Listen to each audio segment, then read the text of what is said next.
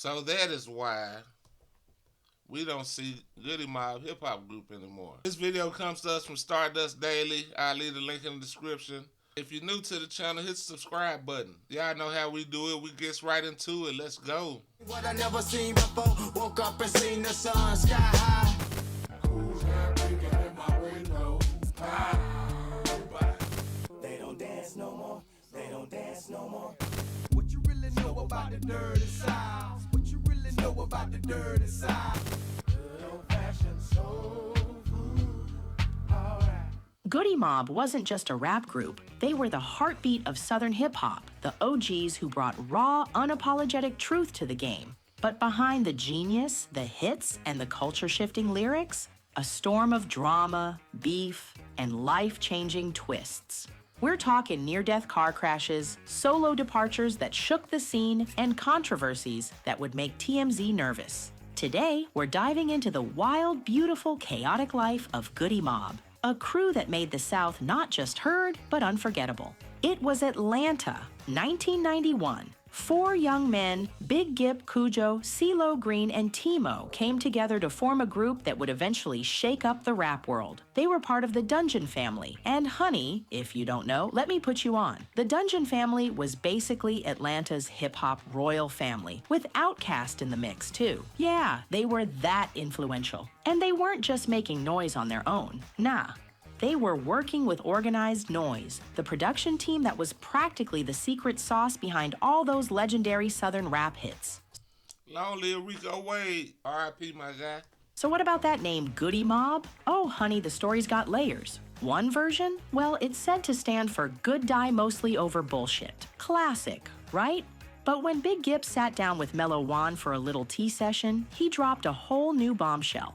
He said the name actually means God is every man of blackness. Now, you know, if their name's packing that much heat, their tracks are coming for your whole soul. Like, they weren't playing. Fast forward to 1995, Soul Food hits the streets. This album was everything. It made you rethink the word real, social commentary, deep dives into racism, gentrification, and don't even get me started on that beat, Chef's Kiss. Soul Food went gold and birthed Cell Therapy, which landed at number 39 on the Billboard Hot 100.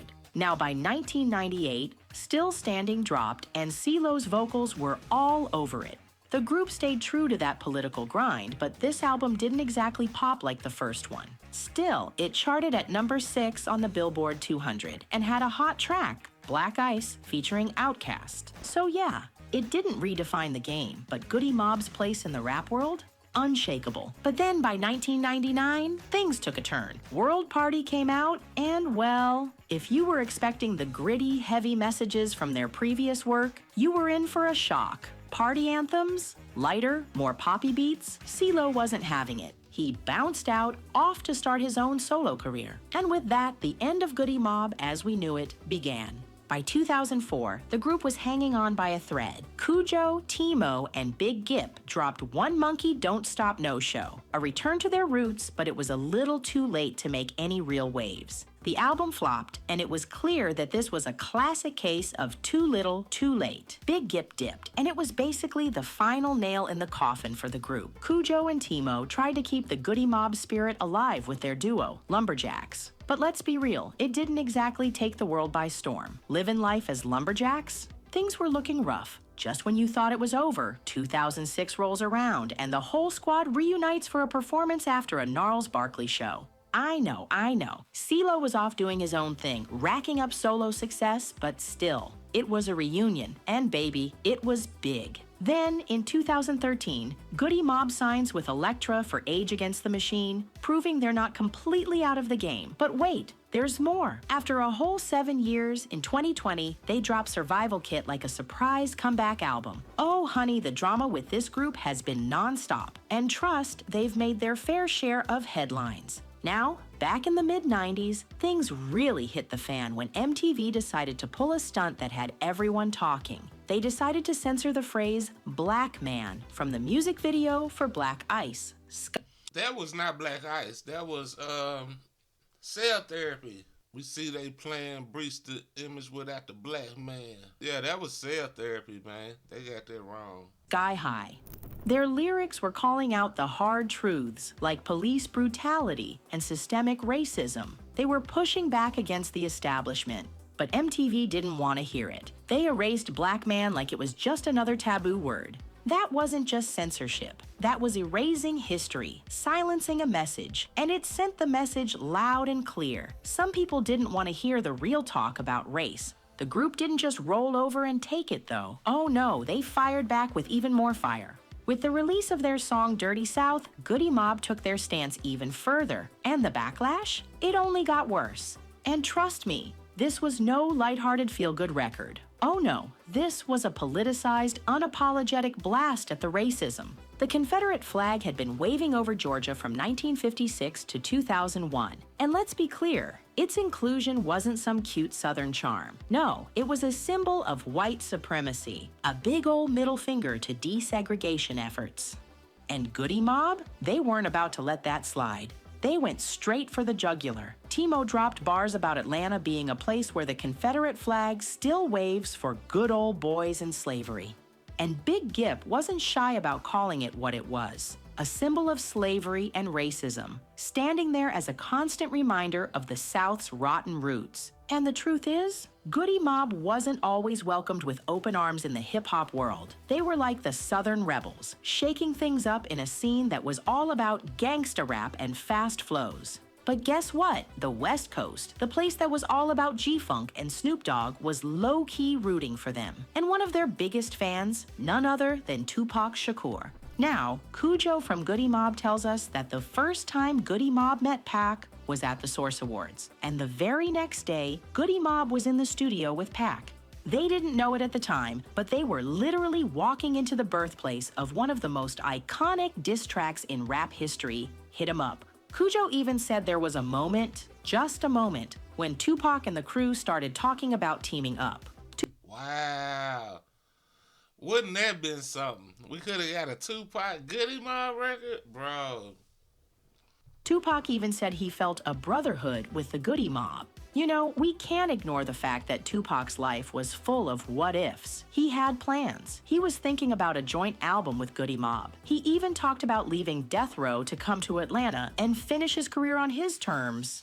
Imagine if that had happened. But alas, we'll never know. Tupac's life was cut short, and the world lost a legend. Now, shifting gears a little, Goodie Mob didn't just stop making waves after Pac. Big Boy, that Outkast legend, spilled the beans on a story back in 2023. He spilled the tea about a time when Cujo from Goodie Mob had a face-off with none other than Mike Tyson.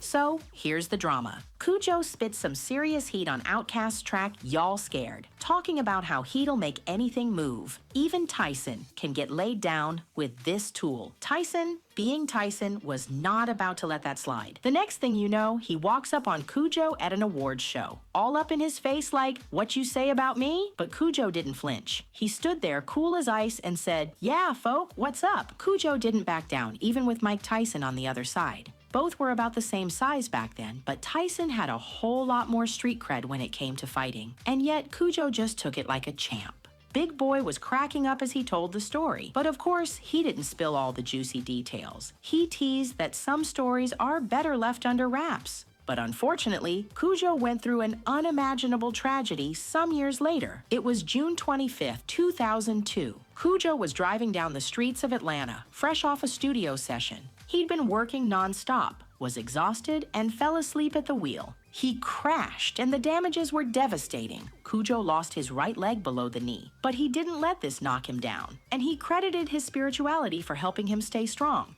And let's not forget about his hip-hop family. Big Boy, of Outkast fame, stepped up and dedicated the Best Group Award they won at the BET Awards to Cujo. Ludacris organized a charity basketball game to help cover Cujo's medical expenses and get him the prosthetic leg he needed. The man's sons walked into that hospital and told him, "Dad, we've got you. We're going to be your leg for you."